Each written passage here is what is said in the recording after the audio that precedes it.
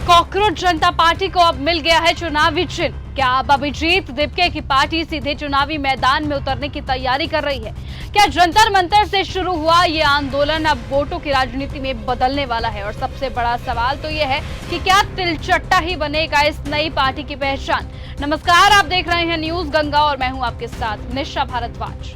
देश भर में पेपर लीक, परीक्षा घोटालों और शिक्षा व्यवस्था को लेकर चल रहे विरोध प्रदर्शनों के बीच कॉकरोच जनता पार्टी यानी कि सीजेपी लगातार सुर्खियों में बनी हुई है।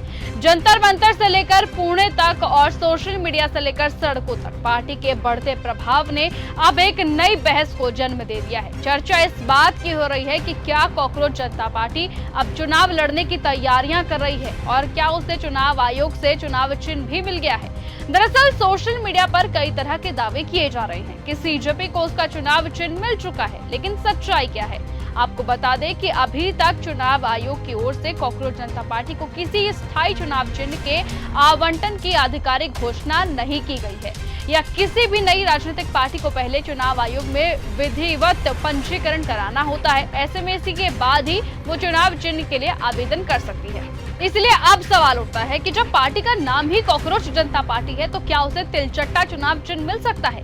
जवाब है शायद नहीं, क्योंकि चुनाव आयोग के नियमों के अनुसार नई पार्टियों को जीवित प्राणियों यानी कि जानवर, पक्षी या कीड़े मकोड़ों को चुनाव चिन्ह के रूप में आवंटित नहीं किया जाता है। यही वजह है कि तिलचट्टा चुनाव चिन्ह में अभी मिलना संभावना बेहद कम मानी जा रही है। हालांकि पार्टी के संस्थापक अभिजीत दिपके पहले ये संकेत दे चुके हैं कि यदि तिलचट्टा चुनाव चिन्ह नहीं मिलता तो कोई दूसरा प्रतीक चुना जा सकता है, लेकिन वो चुनाव चिन्ह क्या होगा इसका फैसला चुनाव आयोग की प्रक्रिया पूरी होने के बाद ही सामने आ पाएगा। लेकिन दिलचस्प बात यहाँ पर यह है कि सीजेपी का ये दावा है कि उसके साथ लाखों युवा जुड़ चुके हैं और पार्टी का बड़ा आधार 17 से 29 साल की उम्र के युवाओं का है।